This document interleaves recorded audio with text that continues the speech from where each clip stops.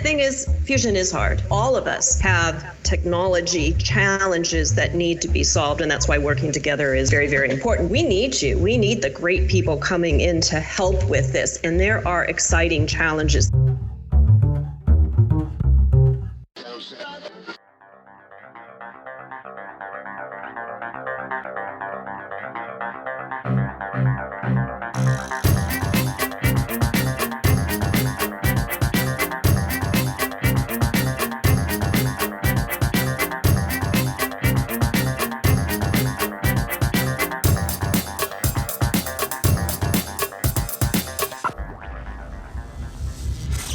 This is EnergyCast, and I'm Jay Downhauer. Today we are talking about a path to commercialization for fusion power. I love talking about fusion in this way because I believe commercial fusion could be here sooner than a lot of folks expect. To hear at least one of my guests explain it, investors don't spend money on technologies that are a generation away. For those that did not check out my earlier episodes, particularly episode 20, fusion is the process of combining atoms to create helium. This is typically done by combining hydrogen isotopes, deuterium and tritium, or DT. This creates a super hot plasma which is confined with magnets. It's been referred to on this show as humanity's get out of jail free card, inexhaustible, emission-free, abundant baseload energy. Most futurists would tell you that this is what our great-grandkids will be powering their lives with. The key is that in order for these generations before us to enjoy fusion, we have to be commercial in the next few years. There's nothing like fusion to make you realize your own mortality. For instance, if we demonstrate commercial plasma in 10 years, we could build a utility-scale plant in another 10. Another 15 years for utilities to get comfortable, another 10 to build the plants on a wide scale, 30 to 40 more years to have this become commonplace. I would be 75 by the time the second wave would be built. During this episode, we discussed the technological but also the regulatory challenges involved. And this is what could be the most pivotal hurdle in fusion. During the same conference this episode's panel was recorded, I also set up a panel with former project managers who had worked on the VC summer expansion that failed in 2017. A lot of those issues revolved around the near impossible compliance with the Nuclear Regulatory Commission's 10 CFR 51 regulations. For my guests today, many of whom are private companies, to have to build a fusion plant under these standards is a potential deal killer. They believe the material involved in the fusion process is far less fizzle than their fission industry counterparts, and are hoping for a little regulatory mercy. It's one of the reasons I prefer to refer to the technology as fusion power rather than nuclear fusion. In fact, I don't know if this meeting ever took place, but one of my fusion guests had set up a lunch meeting with none other than Leonardo DiCaprio to discuss their fusion technology. I remember telling him, be sure to tell Leo it's fusion power, fusion power. Repeating myself just like one of Leo's most memorable lines is my belief that despite the challenges involved in fusion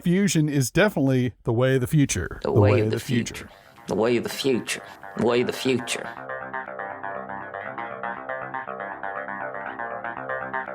My guests today include 4 leaders in the fusion power space. Michael Capello, Senior Vice President of Prototype Deployment for General Fusion, Tyler Ellis, Senior Advisor for Commonwealth Fusion Systems, Kathy McCarthy, the Director of the U.S. ITER Project, and Artem Smirnov, CTO of TAE Technologies. They made up a panel I hosted for the North American Young Generation in Nuclear Carolinas Conference last October. As you heard in episode 99, I was asked to come back a second year, and this was the second year in a row I pitched fusion as a topic. This year, not only did they say yes, we opened the 4-day virtual event with this panel. I asked each panelist to explain briefly what makes their technologies unique. You can find a link to these slides in the show description, and despite their differences, you can tell they're all focused on the same goal. I hope you enjoy my panel, Our Fusion Future. All right.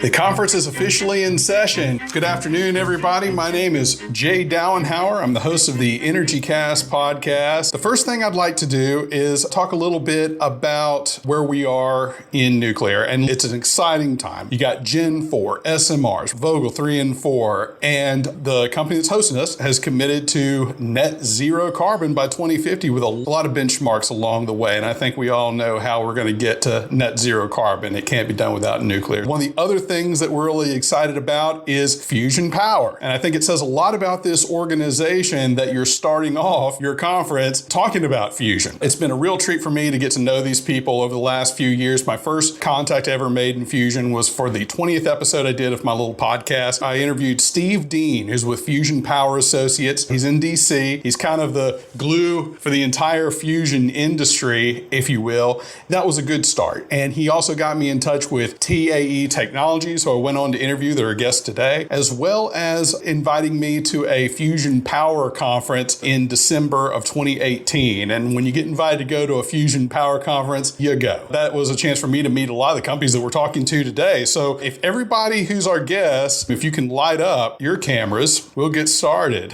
Thank you, Jay. Thank you. What a good looking bunch here. I'll go ahead and introduce everybody really quickly. We have Michael Capello. He goes by Capello, Senior Vice President of Prototype Development for Fusion. And Capello, you also were with TAE for a little while, so full disclosure there, right? Absolutely. That's right. Tyler Ellis, Senior Advisor for Commonwealth Fusion Systems. They're out of Cambridge, Massachusetts. Kathy McCartney, Director of the U.S. ITER project. You may be familiar with ITER in France. This is the U.S. arm of that effort, and she's also at Oak Ridge National Laboratory. I had a chance to visit Oak Ridge a few years ago. It was a very moving experience, just all the history involved there. And then Artem Smirnov, CTO of TAE Technologies. You may, a couple of years ago, have recognized them as Tri-Alpha Energy, but they're TAE. I want to thank you so much for joining us today. And those who are listening, these are the heavy hitters in this industry. So you're getting to meet a lot of the major players today, and it is a real treat to have you on. And one of the things that we asked all of our panelists to do is to set the table for us. And so I asked them to give us one slide each. I want you to explain your technology, also what your fuels are, because I think it's not the same for everyone, and what's your competitive advantage.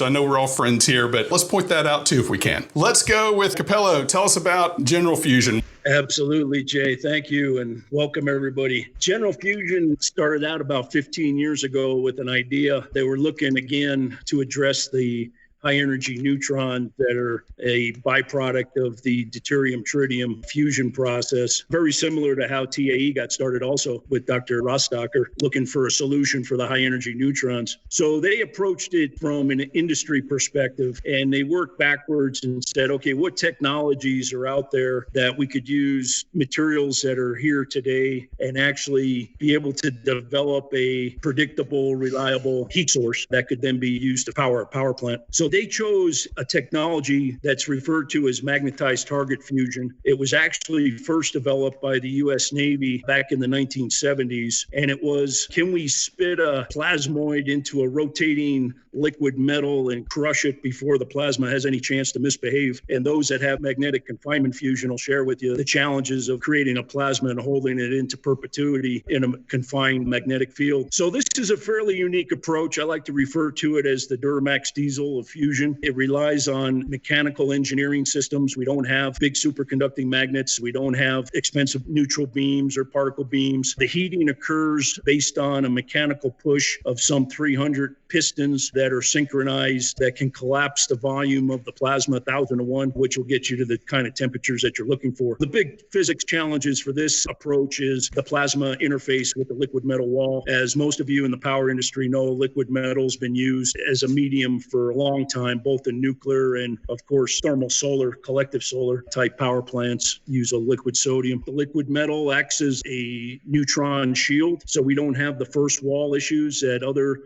approaches have. It's a great breeder for the tritium. So we can generate all the tritium we need for self-consumption. It's bred with some lithium in the lead wall for the commercial plant. And the company's been developing a lot of test stands, and we've tested out all the major components. And we're just now starting to build the first large utility relevant scale demonstration of all these systems working together, including our large plasma injectors, our servo high-speed control pistons, and the rotating liquid metal rotor on the inside of this vessel. So basically, just like a a diesel. We blow the fuel in there. We're using deuterium and tritium, not in the demonstration plant, but for the commercial plant. We'll collapse that volume, get it to fusion conditions, pull the heat out of the liquid metal with a standard industry heat exchanger, and unfortunately spin a 150-year-old steam system on the back end, at least initially. It'll be a Brayton or Rankine cycle. When they eventually get the supercritical CO2 back ends to the size that we need, that might be an interesting technology to couple onto this thing. So again, general fusion has traded off a lot of the physics issues for engineering issues. There's a lot of engineering challenges of getting this many pistons to crush the plasma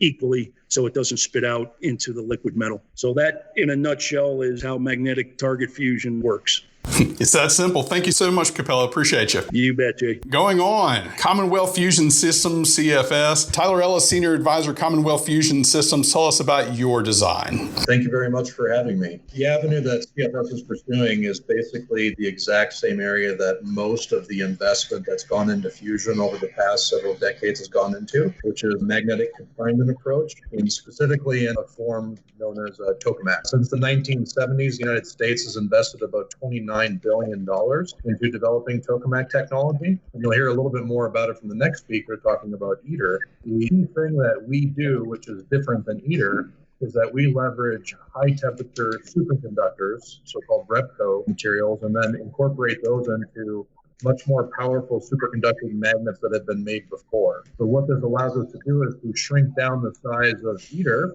to a fairly modestly sized $400 to $500 million facility that will demonstrate Q greater than 1 in the 2025 timeframe. And if you actually utilize the same assumptions that ITER uses for its performance and scale up, then the Spark facility will actually be able to demonstrate up to 10 times more energy that is put out than is put in to run the machine. Speaking of ITER, we'll go right into ITER. Kathy? Thanks for the lead in, Tyler, and thank you, Jay. As has been said, ITER is based on tokamak technology and is, in the world of fusion, the most mature, which doesn't mean that any of it is actually mature, but we're certainly, in terms of the database, we're accessing the largest database. And ITER was specifically designed using known technologies. Now, I said technologies because in some cases we're actually putting these technologies together in a way that has never been done before. So there is some first of a kind, primarily in the area of engineering. ITER itself is going to demonstrate the feasibility of fusion energy, including achieving sustained fusion power, 500 megawatts for up to 3,000 seconds.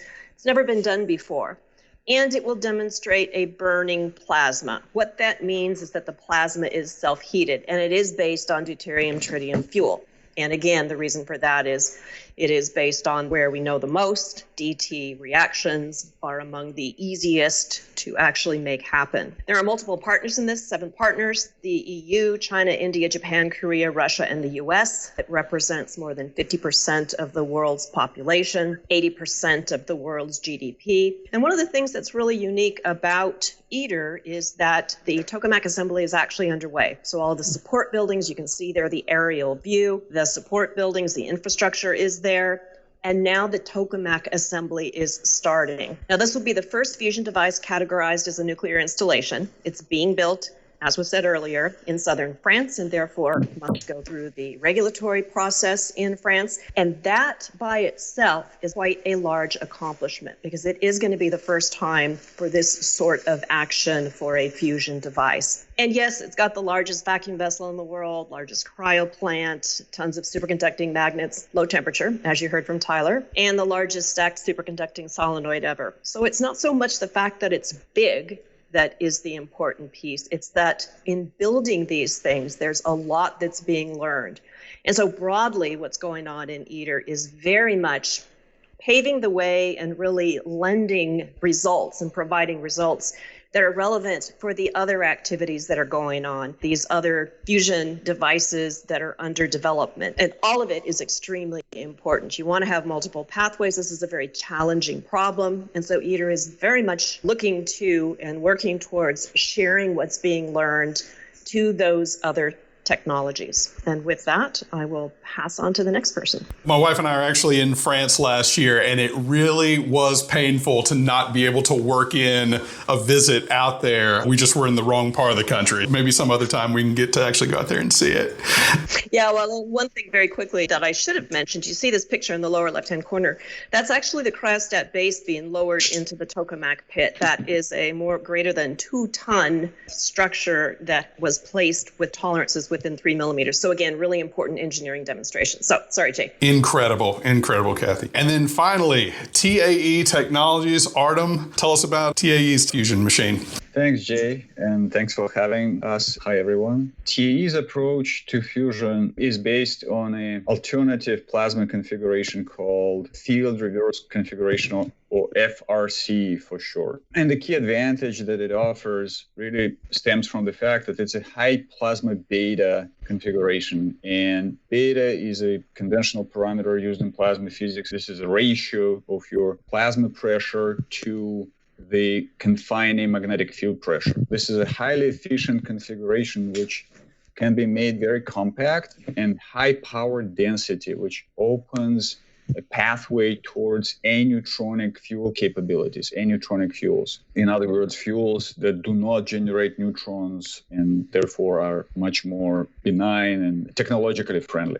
Moreover, this configuration is linear, as you can see in this schematic. The FRC is that bright blob in the very middle in the confinement section, and it's sustained with high energy particle injection. We use high power neutral beams to sustain and make this configuration stable. So the simple linear geometry, as opposed to tokamaks, offers much easier design and maintenance. And Proton-borne 11 fuel, which is our ultimate goal, is a very benign, readily available fuel. It produces almost no neutrons and therefore generates very little radioactive waste. And in our science program so far, we attained confinement superiority with this FRC model. So we're very confident that conditions for aneutronic fuel burn can actually be realized with this configuration. Artem, thank you so much. And everybody, I want to thank you so much for your brevity. Let's go right into the questions. The first thing, we'll keep this kind of light right now. You're at dinner. You tell people you work in the fusion sector. What do you get the most tired of hearing? Well, I think one of the big things for me is kind of the perpetual joke of fusion always being 40 years away, 20 years away, 30 years away. I think that was potentially true earlier, but now the fact that there is about $2 billion of private capital into the market, there's at least 22 different private companies that are all pursuing their own versions of fusion energy, try and make it as capital light as possible.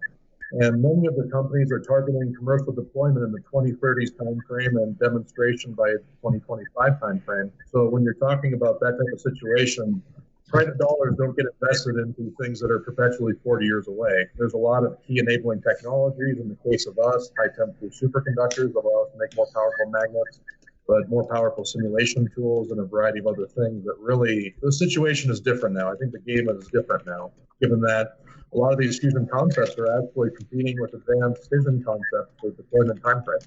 Yeah, Jay, I'm just glad somebody's talking about fusion over dinner. I don't get tired of anything they say, so it's no problem. For me, if I may chime in here, what comes up oftentimes when you say fusion, a lot of people seem to confuse fusion with fission and believing nuclear that is really synonymous with fission. And then the conversation just goes into the fear of radioactive meltdown. And I have to explain and convince everyone that fusion is different fundamentally, that it has this negative feedback built into it. So if something goes wrong with the reaction, it just stops and you fundamentally cannot run any risk of any nuclear disaster, and that's tend to catch people's attention and kind of stick in their heads. I'll also point out that I think, Artem, you and I have actually had lunch before. We've actually had a conversation about this literally over lunch. Well, I wouldn't expect a question like that from you. That's right. Kathy, do you hear anything different? So I would certainly get on the bandwagon of, gosh, why is it taking so long? And sometimes the conversation starts, well, they did that on Star Trek. How can it be so hard? They had a fusion reactor that was powering the Enterprise. And the thing is, fusion is hard. And there are a lot of very, very challenging problems. And so when you look at the broad range of confinement concepts, and it's great that all of these are going on, Mother Nature isn't typically kind. Something might be easier here. It's typically harder here. So all of us have technology challenges that need to be solved, and that's why working together is very, very important. But I would say for the NAYGN folks out there, we need you. We need the great people coming in to help with this. And there are exciting challenges. I did my graduate work in fusion quite a while ago. I won't say exactly when. I spent half my career in fusion and half in fission. And what I can tell you is I love working in the fusion field. I came back to it specifically to come back to fusion, to work on ITER because I was familiar with it, because the challenges are great and the people are great. So great field, you guys. Yeah. Among your different core technologies, this idea of deuterium and tritium, and in that conference I told you about that I attended, there was a lot of talk about the tritium breeders, right? So how big of a challenge is that to overcome, and especially make that where you'd have a sustainable amount once a facility would be commercial? Yeah, so if I can step in here, my graduate work was actually on the technology side, fusion blankets, and it is a challenge. And the real challenge is you can do these calculations and you can get a tritium breeding ratio greater than 1, but until you actually accurately model everything, there are so many losses, so many places that tritium gets sucked up. And it's really important to look at all of that. So it's kind of like the more you know, the more you understand that tritium breeding is a challenge. So if you look specifically at what's being done in ITER and how can this help all the other DT fuel cycle fusion machines, one of the things that we have to do is be able to scale up tritium exhaust processing. And so that's something that's being done for ITER. And it's not something that you can just do overnight, even though it's been demonstrated at smaller scale. Whenever you scale just about anything up, you find new challenges. And I can point to issues we've had in various of the technology areas. So again, that's one of the things that's really useful about ITER is these things are actually being built and will be run. And that helps the other folks. At commercial scale. I mean, 500. At commercial scale. Yeah, That's right. Now, TAE, you're not doing tritium, right? You're using hydrogen. Anybody else? It's a technology that ought to be developed, but one other thing to point out is tritium is commercially available from several different entities, both in the United States and around the world. So there is a pretty significant supply with which to draw upon, specifically, exhaust from CANDUs. What's the price per pound? It was pretty expensive at this point. Yeah, but it's kind of similar to, uranium fuel prices in fission. The cost of the fuel is a pretty small part. And even if you were to have a pretty significant change in the cost of the fuel, it's not going to change your net price of electricity very much. Right on. Capello? Yeah, I just want to echo what Kathy was saying. We first learned from ITER and then look for an alternative approach to it. And that was really one of the technologies that the founder of General Fusion, Dr. Michel Laberge, was looking at was what technology will give us a good breeding ratio and how can we contain it and minimize parasitic losses of the tritium. Tyler's 100% right. You can go buy tritium commercially, and we believe based on all the modeling and calculations we've done, we'll be able to generate enough tritium within our system that'll be self-sustaining. And we're dealing with significantly less volumes than what Kathy has to deal with at ITER. We're dealing with volumes that are less than what a lot of fission nuclear plants free release. So I think we'll be okay. We've got the liquid metal to entrain it, and we haven't finalized what technology we're going to use to extract the tritium out of the liquid lead, liquid lithium, but probably some sort of gettering type technology that we can strip it off with. But all that's still under development. Well, one of the things that you brought up, the way you put it was a lot of these technologies that make up your core system are quote unquote off the shelf. And most people wouldn't think that a fusion machine would have off the shelf components. Maybe that's why like a 12-year-old kid made a fusion machine. And TAE, I saw your social media, you actually had them over at your facility. But what is the biggest technological challenge for your machines right now, other than maybe scaling it up? So, every technological approach has different aspects that they're really seeking to demonstrate, but we think that one of the common things that we've heard from investors is the need to see a fully integrated demonstration facility. Investors are really more focused on seeing all of the technologies that are necessary to work together, rather than just demonstrate one component over here, one component over here, and then if you combine them together, then it'll be fine. Yeah, and if I can add, I think that an area that has gotten, far less investment than overall in the machine is the technology area, the whole breeding tritium, energy conversion, how do you get the heat out? When you look at the U.S. fusion program, it's been very much focused on the physics side, the confinement. And the experiments have been as well. Now, ITER is not a technology demonstration machine. However, it will have some test blanket modules, for example. But I think that's an area that could be funded better by the U.S. government. I always have to be careful when you say these things. But when DOE went to developing the science underlying fusion energy, as opposed to actually developing fusion energy, there was a big decrease in the technology side. So I think overall, it's the technology side that has been underfunded. And that's relevant to, I think, all of us. I got a couple questions here. One's from Dan Monahan. Are you intending for commercial plants to be grid-connected electron generators, or are you looking into broader product forms like high-quality heat or hydrogen fuel carriers?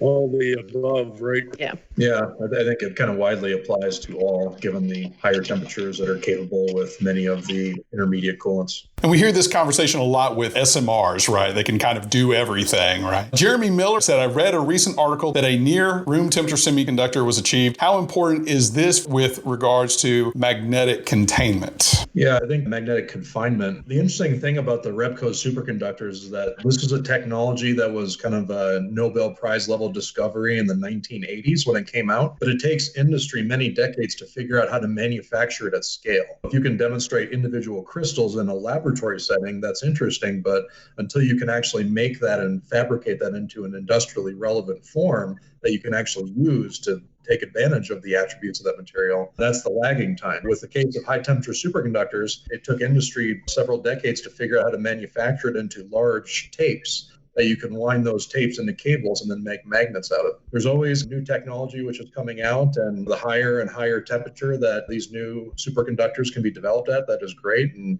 we always welcome that. But right now, the current state of the art that is industrially relevant forms and industrially relevant quantities are the Rebco superconductors. Yeah. David Hugel asks, I have always heard that fusion is mostly a materials problem. This kind of goes to Tyler's. This is one more materials question. Can folks speak to the materials concerns, such as how long the structural supporting materials last? And also, are these rare materials? Are these readily available?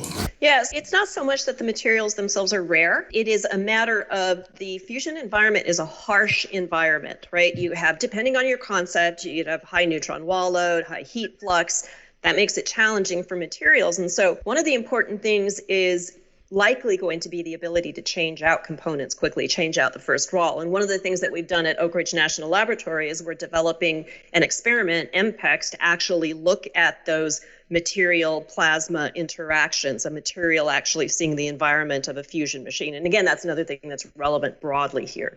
One of the things that really struck me, Artem, was that your facility is basically in an office park. These are concerns that you would probably have if this was more of a fizzle issue. So what would a regulatory environment look like, especially compared to our fission counterparts who have to basically undergo every single regulatory compliance under the sun? Is there NERC compliance with fusion? Who is the authorizing body and how stringent is it? TE is pursuing fusion through the hydrogen boron fuel cycle, which is PB11, which is aneutronic. And as far as technological challenges, we're trading off more straightforward and easy to implement engineering for higher scientific challenges up front. And because this burning PB11 fuel requires superior confinement and operational conditions. However, we've achieved the breakthroughs that convince us that the technology can reach the PB11 relevant reactor conditions. Fundamentally, this aneutronic path has much lesser regulatory issues than DT. In fact, it is comparable to the production of medical isotopes for nuclear medicine and PET scans and things like that. And we expect to ultimately find a licensing regime to reflect these facts and hence to be of lighter touch compared with our fission counterparts. Yeah, wanted to highlight something the Fusion Industry Association is actually pursuing specifically on the regulatory front. Is we've been advocating for regulatory treatment under the Office of Material Safety and Safeguards. So this is the material side of DOE rather than under Part 50, 52, or the new discussed Part 53. That is an important aspect because it really recognizes a lot of the key differences of fusion technology versus fission technology, given that there's no source material, there's no special nuclear material. These are really the key attributes that the NRC looks at. When you're looking at a technology, fusion does produce neutrons, and even aneutronic, there's secondary reactions that do produce neutrons. So the neutron dose in DP8 does have to be dealt with for pretty much all of the fusion technology designs out there. But we do think that since tritium is a byproduct material, it can be very effectively handled under 10 CFR Part 30 and Part 20. So that is the position that the Fusion Industry Association has been advocating for with the NRC, DOE, and other critical stakeholders. Yeah, the rules are already written, right? Yeah, the rules are already written, and it would be a pretty straightforward way of applying them, just because currently the best case study example that we have is Phoenix. So Phoenix makes deuterium, tritium, neutron generators in the state of Wisconsin, and the state of Wisconsin, which is an agreement state, already regulates this facility. So we actually already have a case study example of the NRC and agreement states specifically treating the regulatory oversight of fusion-related systems. So we think that for all the near-term development systems as well as potential future commercial systems, it would be appropriate to treat it the same way, just because the risk profile is very different from that of fission side, and it contains very different materials. Yeah. Kathy, you're kind of setting the standard for the commercial size, 500 megawatts. Everybody, what do you see your commercial size unit being? Is it like an AP1000? Is there an upper limit? What is your target commercial size at this point? I can share that with you on General Fusion's approach. We're not thinking the big behemoth machines. We're not looking to build a gigawatt or 2 gigawatt. We're thinking with distributive load and where the new power generation needs to be built between now and 2040. I mean, it's like a $4 or $5 trillion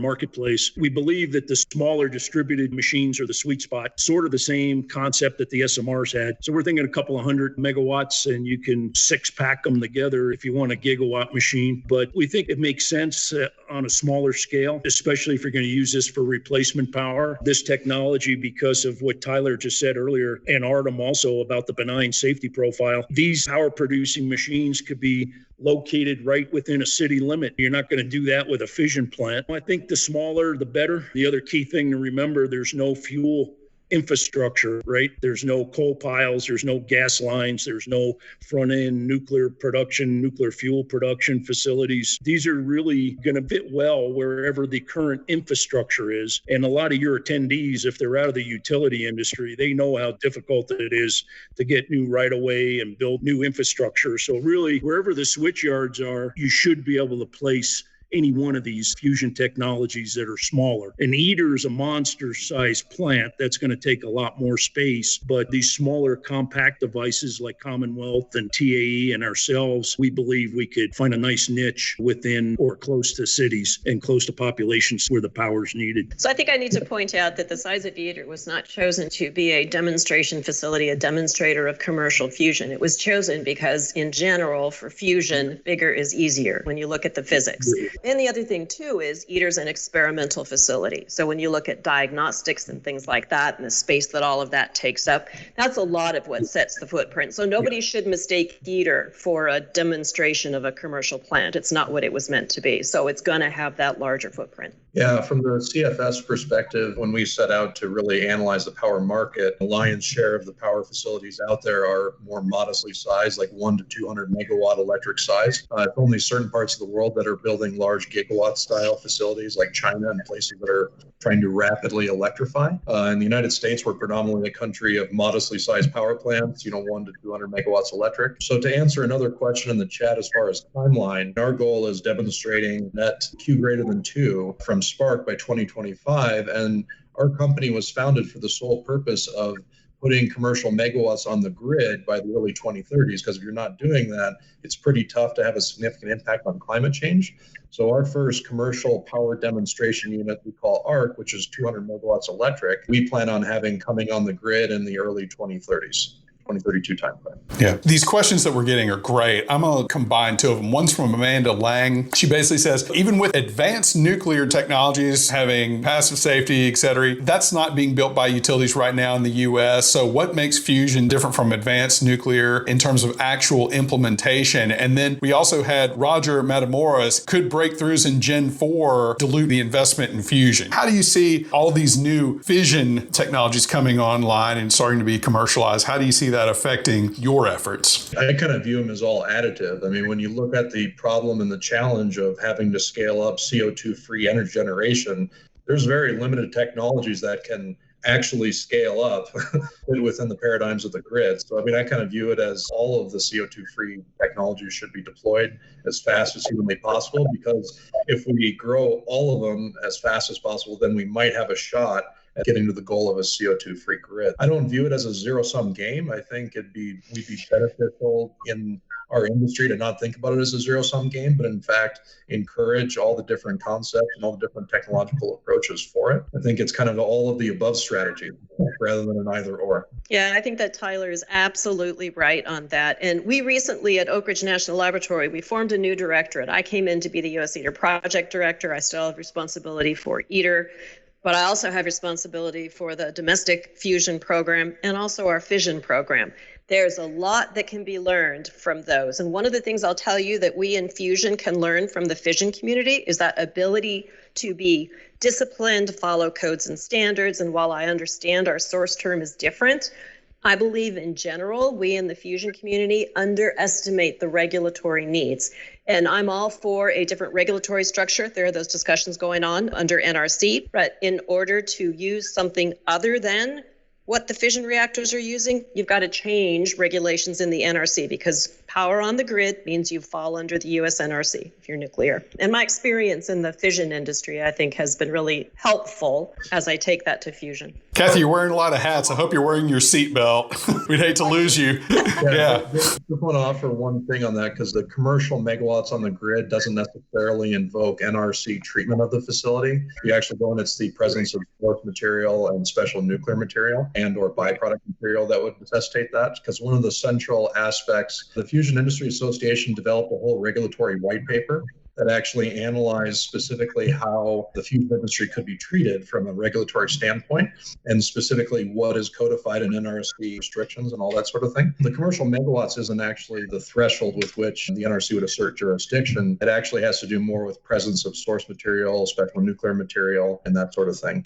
Yeah, tritium does complicate things a bit. Just got to put that out there. And the byproduct material is taken care of under 10 CFR Part 30 rather than 50 or 52. Hey, Tyler, I don't mean to put words in Kathy's mouth, but I think she's referring to the NRC position paper that came out in 2009. And when we pulled the string on that, you're 100% right. We went back to the source documents, to the historical records, to the Atomic Energy Act, and there wasn't anything that said because you were putting megawatts on the grid. But there is a common understanding out there as a result of the NRC publishing that SECI document in 2009. I think they actually have created a misunderstanding in the industry about what is required to be regulated on 10 CFR 50, 51, and hopefully 53 in the future. But not to demean in any way, it's going to be the single biggest obstacle to whether the United States emerges as the early adopter of this technology, because we're all private companies and we're going to go where the market tells us to go and who's willing to put up the money to build these machines. And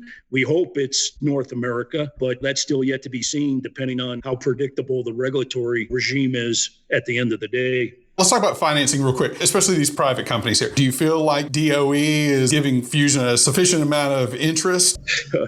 Kathy said earlier that the government has been really negligent in not funding fusion development at a higher level. I mean, look at the money that we spent on wind and solar development and compare that to what we're spending now on fusion out of the government. ITER has the lion's share, of course, and rightly so.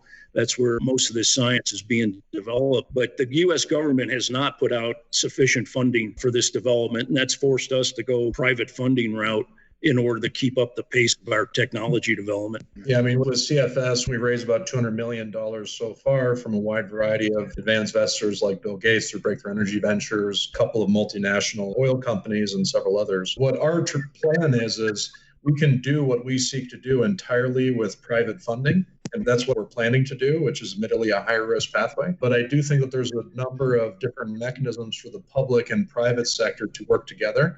So there's a number of public-private partnership programs which are useful, like Infuse. These are working on generic technologies that are kind of useful to everybody. And then the other thing that's actually really exciting is the DOE and Congress are considering a large cost share program, which would actually help the private companies demonstrate these large facilities. So I'm sure you all are familiar with the Advanced Reactor Demonstration Program. The Fusion Cost Share Program is actually based on NASA COTS, which is a milestone-based program where kind of all of the risk is on the private industry to achieve milestones. And it's a 50-50 cost share to deliver these new facilities. So there's actually a lot of excitement and interest from the DOE and other parts of the government to work with the private industry, which is great. I think we're in the early stages of that because everyone's recognizing that, wow, fusion is really a lot further advanced than what we thought it was maybe we should really ramp up some of these public-private partnership programs to really help them get to market faster so that we can have multiple shots on goal to get the fusion energy and not just the mainline program.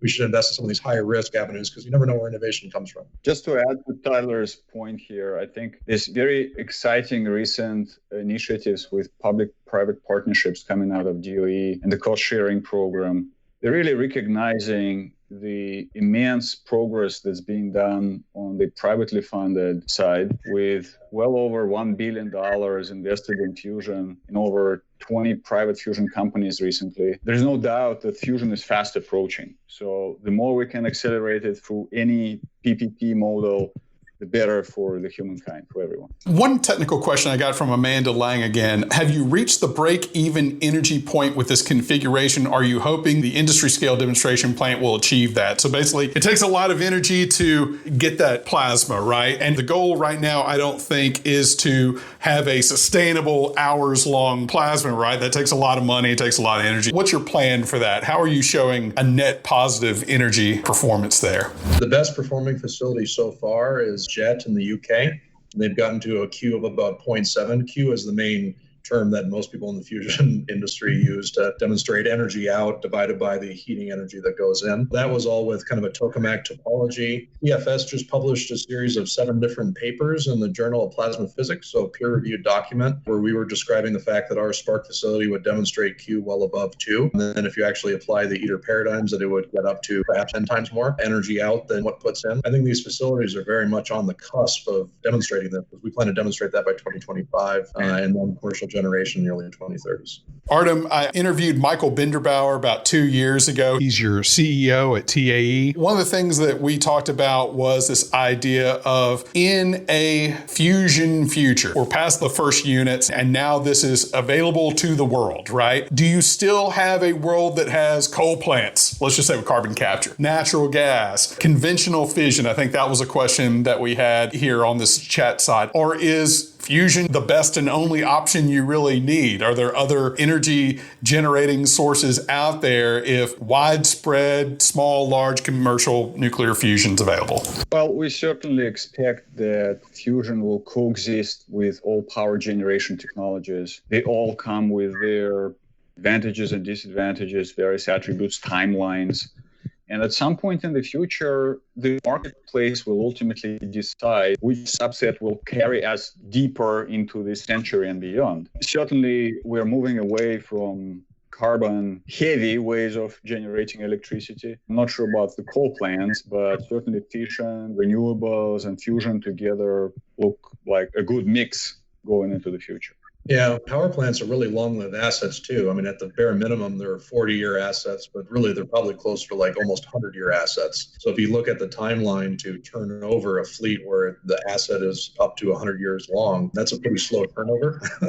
Any sort of a transition we're going to have is going to occur slowly over time. Jay, I'd like to amplify that. Artem and Tyler are 100% on the money. I mean, you know the utility industry, right? We're going to have enough runtime to prove out the capacity factor and reliability factor of this technology before a lot of power generators are going to sign on to swap out their fleet, right? And as Tyler just indicated, that takes time. It'll be a 20-year burn-in period where everybody's working out the bugs and demonstrating reliability, availability, and maintainability of this new technology. So it's not going to be an overnight turn the switch and all carbon's gone. It's going to be more what Artem said, and it'll be a joint portfolio of power generation for most any power generator. But there could be those that get so excited about this new technology, they may be bold enough to try to do it exclusively, but I don't think their business plan would allow that. Getting close to the end here, we promised we would ask this. What job opportunities do you have, and what do people need to be studying, focusing in on?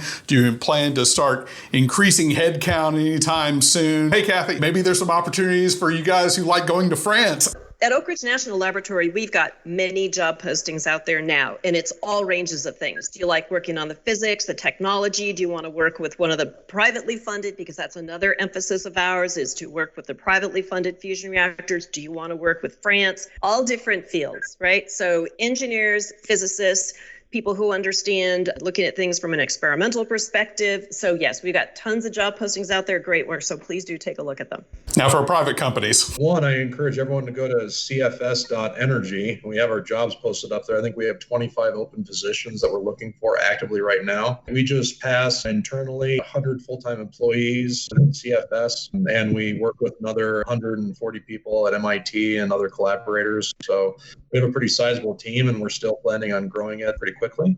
So I would highly encourage you to go to the website and check it out, because we need talent from all across the board. We're the same way, Jay. We've hired, I think, 16, 17 people in the last 30 days. We're definitely in a hiring mode. We're well funded. We're picking up steam on our demonstration design. It's exciting. If you have engineers that want to create and be innovative and come up with good solutions in a close-knit team environment, Private Fusion is a great place to do that. It's definitely cutting-edge technologies. It's definitely a place to find employment right now. And if I may just advertise for TEE, I think it's great to witness how the privately funded fusion companies are growing rapidly, are hiring. We're all on the same page in this trajectory of growth and bringing more resources to this noble cause. There is certainly no shortage of jobs in the privately funded fusion industry, which is exciting for me, who has been in this privately funded area for a while now. When I was coming out of grad school, I think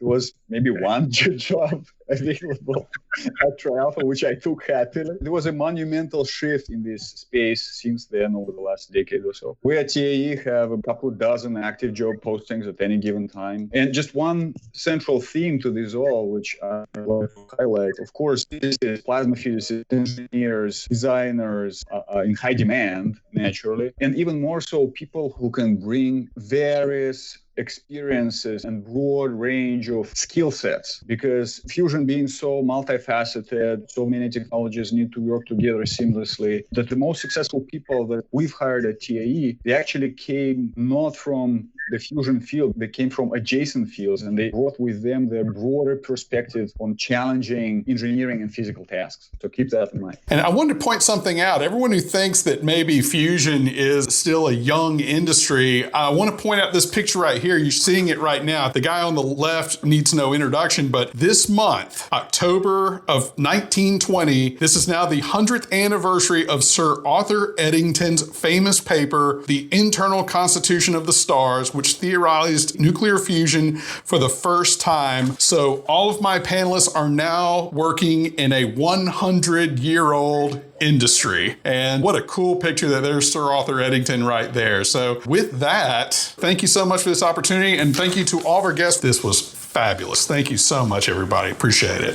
Thank you. Jay. Thank you. Cheers.